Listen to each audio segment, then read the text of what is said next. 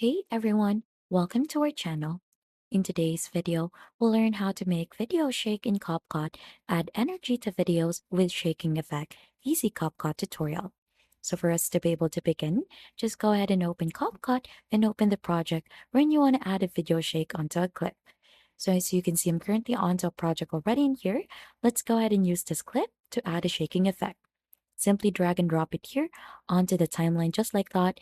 And right after, to add in the shaking effect, we have that one here under effects onto the upper part of the screen. Simply click onto that. Then right after, we'll just have to search for this one so that it should be easier to find. Go ahead and type in shake, click on enter, and you should be able to see two different options in here. We have shake and camera shake here.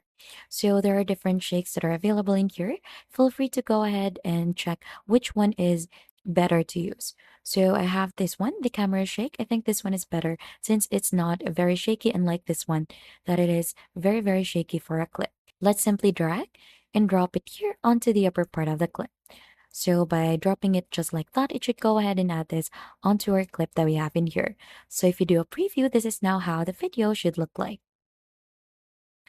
So as you can see, it added a shaking effect. You could also adjust it here onto the right side. Just simply click onto that, adjust the range for that. You can make it bigger and you could also adjust the speed.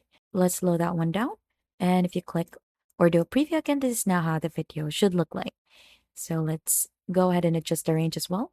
And as you can see, it added a better shaking effect onto our clip. And that is just how easy you could make a video shake in CapCut. And if you think that this has been helpful, then don't forget to hit the like, subscribe, and we'll see you on to our next video.